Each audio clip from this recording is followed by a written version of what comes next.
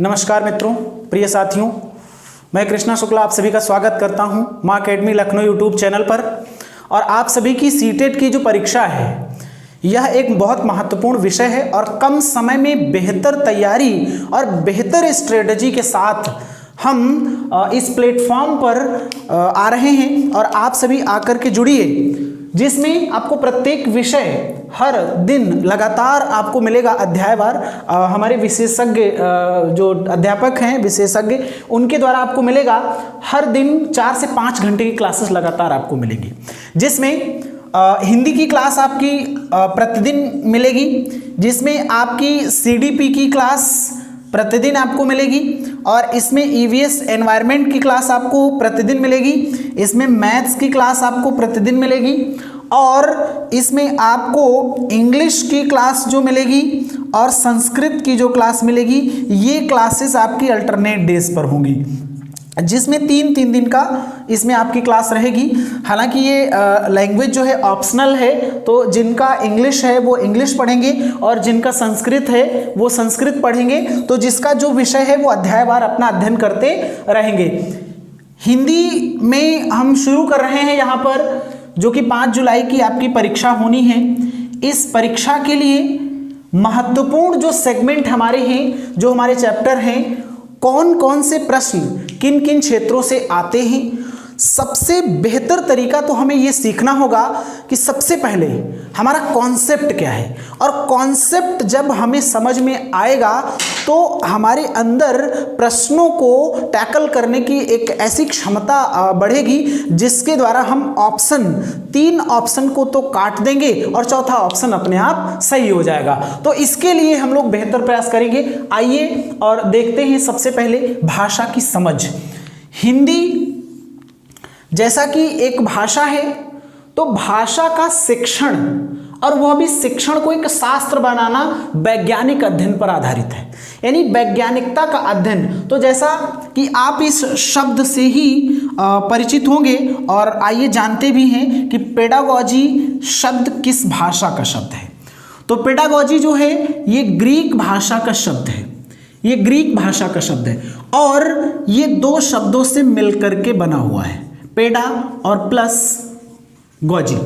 पेडा का जो अर्थ होता है ये पैडियो से डेराइव हुआ है। पैडियो एक शब्द है जिससे डेराइव हुआ है और जिसका मतलब होता है बॉय, और गॉजी का मतलब होता है लीडर। गॉजी का मतलब होता है लीडर, लेकिन यहाँ पर जो इसका शाब्दिक अर्थ माना गया है मेथड ऑफ टीचिंग, यानी कि जो टीचिंग का यानी कि अध्यापन की जो शैली है वो क्या होगी, इसका शाब्दिक अर्थ यह निकल करके आता है, यानी अध्यापन की शैली।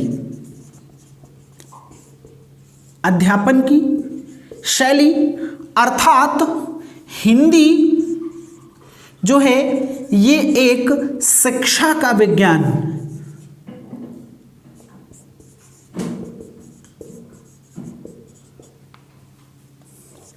यानी कि एजुकेशन ऑफ साइंस।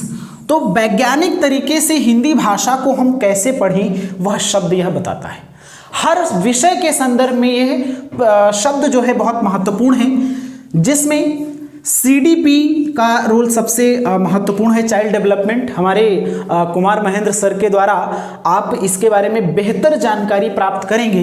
पेडागॉजी का पोर्शन जो है सबसे ज़्यादा हर विषय उसी पर निर्भर करता है, तो उसी के सहयोग के संदर्भ में हम हिंदी का पेडागॉजी शुरू कर रहे हैं। आइए और देखते हैं कि हिंदी जो है एक भाषा के रूप में है। तो हिंदी भाषा है, भाषा की परिभाषा क्या होगी। दूसरा है हिंदी में शिक्षण क्या होगा, और शिक्षण को हम एक शास्त्र कैसे मानते हैं। तो सबसे महत्वपूर्ण यहाँ पर आपको देखना है शिक्षण क्या है। शिक्षण भी एक बहुत बड़ा टॉपिक है, लेकिन हम बहुत छोटी एक लाइन में इसको बता करके निकलते हैं। शिक्षण जो है यह त्रिआयामी व्यवस्था है। शिक्षण क्या है, यह त्रिआयामी व्यवस्था है, यानी कि त्रिभुज के आकार की एक व्यवस्था है। कैसे, अभी हम इस पर डायग्राम के द्वारा भी इसको देख लेते हैं। इसमें देखेंगे कि ये हमारा यहाँ पर है शिक्षक और यहां पर है विषय वस्तु, और विषय वस्तु के साथ यहां पर हमारा है छात्र, यानी कि जो विद्यार्थी है। अब जो शिक्षक है वह शिक्षण की प्रक्रिया को त्रिआयामी दृष्टिकोण से इस त्रिभुज के माध्यम से पूरा करता है। कैसे? शिक्षक क्या है? शिक्षक एक अधिक अनुभवी व्यक्ति होता है जो अपने ज्ञान या सूचना या जानकारी को विषय वस्तु के माध्यम से छात्र या विद्यार्थी तक पहुंचाने का कार्य करता है। अब इस विषय वस्तु का ज्ञान प्राप्त करने के लिए छात्र के पास एक और माध्यम होना चाहिए जिसको हम कहते हैं भाषा। यानी बिना भाषा के किसी भी कक्षा का संचालन नहीं किया जा सकता है। अर्थात एक प्रश्न भी बनता है कि यानी जो कक्षाएं हैं, यानी प्रत्येक कक्षा जो होती है वह भाषा की कक्षा होती है। अर्थात बिना भाषा के किसी भी कक्षा का संचालन नहीं किया जा सकता है। तो भाषा, हिंदी किस आधार पर हम यहाँ पर सीखेंगे, क्या क्या तरीके होंगे हिंदी को सीखने के, तो उसके लिए हम यहाँ पर विषय वस्तु, भाषा की परिभाषा, ये सभी उसके पाठ्यक्रम के माध्यम से जानेंगे। किसी भी विषय को लेकर के जब हम बात करते हैं तो सबसे महत्वपूर्ण चीज होती है कि उसका हम पाठ्यक्रम जानें, यानी कि उसका सिलेबस जानें। और जब तक हम विषय का सिलेबस नहीं जानते हैं तो सिलेबस के ना जानने पर हमें उस विषय की अच्छी समझ नहीं हो पाती है। इसलिए पाठ्यक्रम को जानना बहुत ज़रूरी होगा। तो आइए देखते हैं ये जो पूरा का पूरा पाठ्यक्रम है, ये पूरा पाठ्यक्रम हमारा 30 नंबर का है। कैसे कैसे यहाँ पर इसको डिवाइड किया गया है, इस चीज़ को भी आप बेहतर तरीके से समझ लीजिए, फिर हम डिस्कस करते हैं। तो प्रश्न इसमें 30 होंगे और इन 30 प्रश्नों का जो आधार होगा ये 3 दृष्टिकोण से बांटा गया है।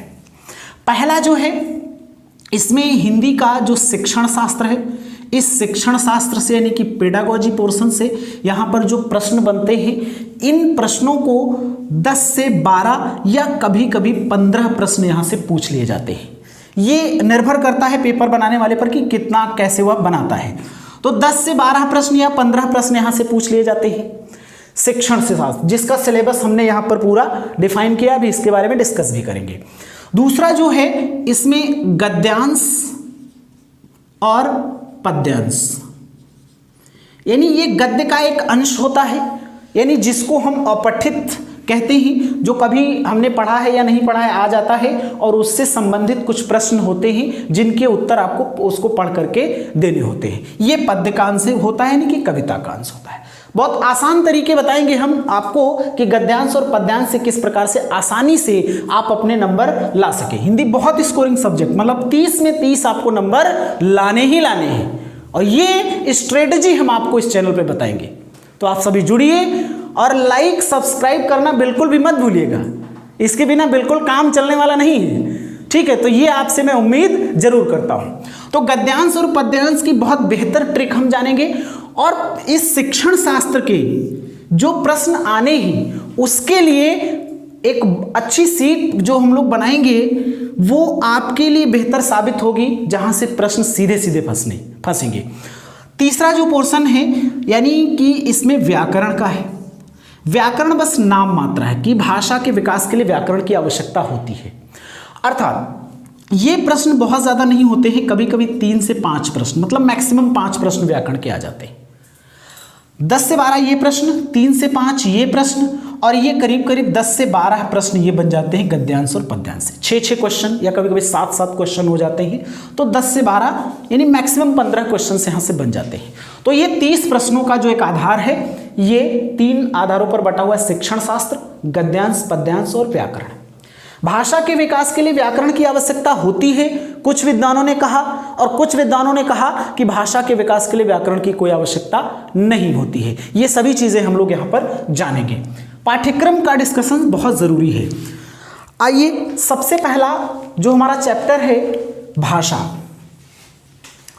भाषा की परिभाषा को स्पष्ट करना आजकल के जनमानस के द्वारा आसान तो बहुत दिखाई देता है, लेकिन अगर वास्तव में भाषा की परिभाषा को स्पष्ट किया जाए तो वो कहीं एक बड़ा सार्वभौमिक रूप लेकर के आती है, यानी विस्तृत स्वरूप में कह दिया कि भाषा संप्रेषण का माध्यम है। तो क्या मैं आपसे एक प्रश्न पूछ रहा हूं कि भाषा सिर्फ संप्रेषण का एक माध्यम हो सकता है? नहीं, लेकिन वास्तविकता यह कहती है कि विचारों की जो अभिव्यक्ति है, विचारों की जो अभिव्यक्ति है, चाहे वह मनुष्य की हो, चाहे वह पशु पक्षियों की हो, हमारे गोस्वामी बाबा ने भी लिखा है कि खग जाने खग ही की भाषा। तो वास्तविकता में अगर देखें तो विचारों की अभिव्यक्ति जो है यह संप्रेषण के माध्यम को स्पष्ट करती है। तो भाषा की परिभाषा हम लोग जानेंगे। अच्छा, इसी के साथ बहुभाषिकता। हमारा देश जो है ये बहुभाषी है। वैसे तो विभिन्न संस्कृतियां, विभिन्न धर्म, विभिन्न जातियां, विभिन्न प्रजातियां, विभिन्न धर्म, संस्कार, ये सभी पाए जाते हैं, रीति रिवाज। और एक कथन भी है कि हमारे भारत में विविधता में एकता है। हमारे पंडित जवाहरलाल नेहरू ने लिखा भी है। तो बहुभाषिकता बच्चे के लिए कितना जरूरी है, यानी जब कोई बच्चा कक्षा परिसर में प्रवेश करता है तो उसके लिए बहुभाषिकता जरूरी है, या जो शिक्षक अध्यापन कार्य कर रहा है उसके लिए बहुभाषिकता जरूरी है। तो इसके क्या क्या तरीके होंगे हम लोग ये अध्यायवार जानेंगे। भाषा सीखना और ग्रहण करना दोनों अलग अलग संदर्भ हैं, इस पर भी हम लोग चर्चा करेंगे। सीखना अधिगम के माध्यम से, यानी जो अधिगम है इसका तात्पर्य होता है सीखना। दूसरा एक और संदर्भ होता है अर्जन। अर्जन इसका भी मतलब होता है सीखना, यानी जो बच्चा है वह जन्मजात सीखता है। बच्चा जन्मजात सीखता है। नाम चॉम्स्की का यह कथन है। नाम चॉम्स्की ने यह कहा भी है कि बच्चा भाषा का अर्जन जन्मजात करता है। तो यह प्रश्न सीधे पूछा जाता है, इस पर भी हम लोग चर्चा करेंगे। इसके बाद है भाषा शिक्षण के जो उद्देश्य हैं और सिद्धांत। बच्चा विद्यालयी परिसर में आएगा या विद्यालय के बाहर अपने समाज के आसपास के वातावरण में जाएगा तो वह किस प्रकार की भाषा सीखेगा, उसके सिद्धांत क्या होंगे, उसका उद्देश्य क्या होगा, इस पर भी हम लोग चर्चा करेंगे। दूसरा अगला चैप्टर हमारा चौथा है भाषा के कौशल, यानी भाषा को व्यक्त करने के लिए, यानी किसी भी अगर हम ऐसे समाज में जाते हैं या बच्चा जो है ऐसे समाज में जाता है तो किस प्रकार से अपनी भाषा का प्रदर्शन करता है, यह बहुत ज़रूरी होगा। तो भाषा का कौशल बच्चे में किस प्रकार से विकसित किया जाए, यानी कौन कौन से तरीके होंगे, इस पर भी हम लोग चर्चा करेंगे विशेष तरीके से। भाषा का व्याकरण जानना बहुत ज़रूरी होता है। कुछ ऐसे विद ऐसे हैं जो कहते हैं कि भाषा के विकास के लिए व्याकरण की आवश्यकता होती है और नहीं भी होती है। इसमें कुछ मतभेद है। प्रश्न भी सीधे बनता है यहाँ से। सीटेट 2014, 15, 16 लगातार ये तीनों में प्रश्न पूछा गया है कि भाषा के विकास के लिए व्याकरण की आवश्यकता होती है, नहीं होती है। ये दोनों ऑप्शन में होते हैं और ये दोनों होती है। ऑप्शन आता है, ऐसे आता है होती है, नहीं होती है, फिर तीसरा ऑप्शन रहता है कि दोनों, और चौथा ऑप्शन रहता है कि कोई नहीं। तो इसमें है कि दोनों होते हैं।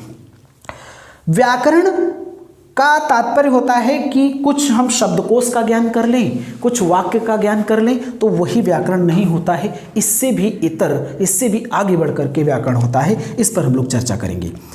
भाषा शिक्षण की क्या विधियां हैं, यानी बच्चे में भाषा को सिखाने की कौन कौन सी विधियां हैं। कोई बच्चा ऐसा है जो कि ऐसी पृष्ठभूमि से आया है जिसकी मातृभाषा अलग है, और वह ऐसी पृष्ठभूमि में आया जिसकी भाषा अलग है। तो दोनों में कैसे अंतर, कौन कौन सी विधियां अपनाएं जिससे कि हम उसकी पृष्ठभूमि के आधार पर उसे अलग ना कर सकें। क्यों? क्योंकि जो बच्चा है, बच्चे को भाषिक पृष्ठभूमि के आधार पर पीछे नहीं छोड़ा जा सकता है। सभी बच्चे कक्षा में एक ही प्रकार से होते हैं। तो हम इसकी विधियों के बारे में भी जानेंगे।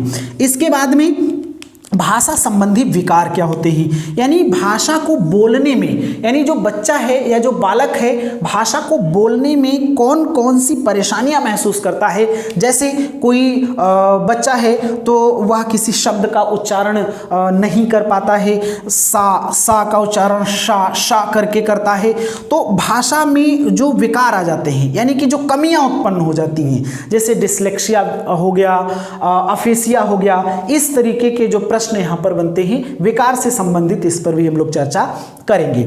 भाषा का अधिगम यानी भाषा का जो सीखना है उसका मूल्यांकन कैसे करें, मूल्यांकन का जो एक चैप्टर है पूरा का पूरा सीडीपी में आप लोग पढ़ेंगे हमारे कुमार महेंद्र सर से, तो इसके लिए भी आप थोड़ा उत्सुकता अपने अंदर लेकर के आइए और आगे पढ़ेंगे भी मूल्यांकन, हम लोग भी इस पर चर्चा करेंगे। फिर अगला जो है हमारा अभ्यास प्रश्न, ये सबसे महत्वपूर्ण, ये आपके लिए, आपकी परीक्षा के लिए रामबाण साबित हो सकता है। क्यों? क्योंकि सबसे सलीका और अच्छा तरीका अभ्यास प्रश्न से आता है, क्योंकि आपने पढ़ तो लिया लेकिन अभ्यास अगर नहीं किया प्रश्नों का, हम लोग लगातार टॉपिक वाइज यहाँ पे प्रश्नों का अभ्यास भी कराएंगे, तो आप लोग लगातार जुड़े रहेंगे तभी हम लोग काम कर पाएंगे, ठीक है। तो इसलिए अभ्यास प्रश्न भी आप लोग लगातार सीखेंगे और ऐसे प्रश्न जो आपके एग्जाम में सीधे आ जाए उन पर हम लोग विशेष डिस्कशन करेंगे, ठीक है। तो ये हमारा पूरा का पूरा जो है पाठ्यक्रम है, सिलेबस है, इसका पूरा अध्ययन करेंगे। अब आइए शुरू करते हैं इसका जो पहला चैप्टर है।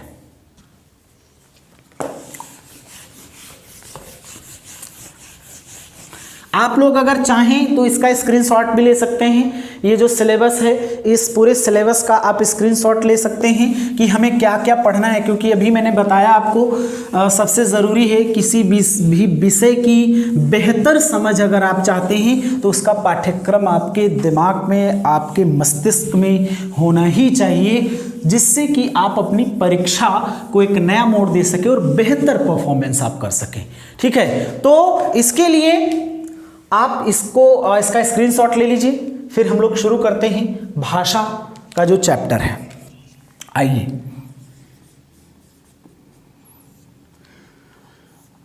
सबसे महत्वपूर्ण और जरूरी प्रश्न यहां पर आपके लिए यह बनता है कि भाषा है क्या। सबका भाषा क्या है आम प्रश्न है और हर कोई इसका उत्तर क्या बताता है। हर कोई इसका उत्तर यही बताता है कि भाषा संप्रेषण का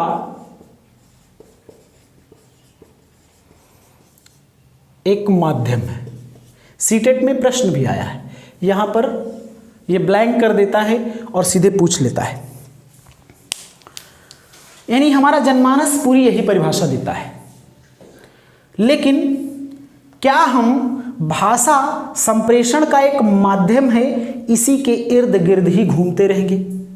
यानी भाषा की अगर हम जब सार्वभौमिकता की बात करते हैं, भाषा को जब हम सर्वव्यापक बना देते हैं, भाषा को हम ऐतिहासिक संदर्भ में और जब हम साहित्यिक संदर्भ में, पौराणिक संदर्भ में, वैदिक संदर्भ में जब हम देखते हैं तो यह भाषा कहीं इससे इतर हो जाती है, यानी इससे ऊपर बढ़ जाती है। भाषा संप्रेषण का माध्यम है, यह एक विचारात्मक अभिव्यक्ति है। विचारात्मक अभिव्यक्ति यानी जब व्यक्ति अपने भावों या विचारों की अभिव्यक्ति करता है तो उसके लिए संप्रेषण अर्थात बातचीत यानी कि कम्युनिकेशन, और कम्युनिकेशन के लिए यहाँ पर सबसे जो जरूरी तत्व होता है कि उसके लिए कुछ ध्वनि चिन्ह होते हैं, और जिन ध्वनि चिन्हों के द्वारा पहचान की जाती है किसी के विचार को, यानी किसी के विचारों की पहचान की जाती है, अर्थात भाषा की अभिव्यक्ति के लिए लिपि की आवश्यकता होती है। चाहे वह जानवर हो, चाहे वह पशु पक्षी हो, चाहे मनुष्य हो, तो उसके लिए लिपि होना आवश्यक होता है, यानी लिप्यांतरण करना बहुत ज़रूरी होता है। जब हम भाषा को लिखित रूप में देखेंगे, मौखिक रूप में देखेंगे, सांकेतिक रूप में देखेंगे, तो सबके अलग अलग लिप्यांतरण संदर्भ होते हैं। अब आप सभी यहाँ पे जानेंगे कि भाषा जो है इसकी वास्तविक परिभाषा क्या होती है, क्या सभी लोग इससे सहमत हैं। लेकिन आपको यहाँ पे वैचारिक रूप से देखेंगे तो भाषा संप्रेषण का एक माध्यम है। ये सीटेट में सीधे प्रश्न पूछा गया है। तो आप सभी इसके लिए थोड़ा सा सावधान हो जाइए और इस चीज को समझिए कि इसकी जो धुरी है, इस संप्रेषण की जो धुरी है, इसी के इर्द गिर्द हमारे चाहे शिक्षक हों, विद्वान हों, हमारे पाठचर्या हों, पाठ्य पुस्तक हों, जो भी लोग हैं वो परिभाषा यही बताते हैं। लेकिन हमें इसके ऊपर भी देखना पड़ेगा और शब्दों को जान लेना, कुछ व्याकरणिक नियमों को जान लेना ही भाषा का ज्ञान नहीं हो जाता है, इससे भी हमें ऊपर बढ़ना रहता है। तो अब आइए हम देखते हैं भाषा के रूप कितने हैं और भाषा की लिपि के रूप में किस प्रकार से इसको हम संदर्भित करेंगे। भाषा के रूप, जब लोगों को लिपि का ज्ञान नहीं था तो इन्होंने मौखिक भाषा यानी कि बोल करके आपस में शुरू किया बातचीत करना, तो ये मौखिक रूप हो गया। दूसरा जो भाषा का रूप है यह लिखित रूप हो गया। तीसरा जो रूप है यह है हमारा सांकेतिक। लेकिन कई ऐसे विद्वान हैं जिन्होंने इनको सिर्फ सैद्धांतिक रूप दिया है। प्रश्न सीधे पूछा गया है सीटेट में कि निम्नलिखित में से कौन सा भाषा का रूप सैद्धांतिक नहीं है, कौन सा भाषा का रूप सैद्धांतिक नहीं है। तो ये सैद्धांतिक रूप है।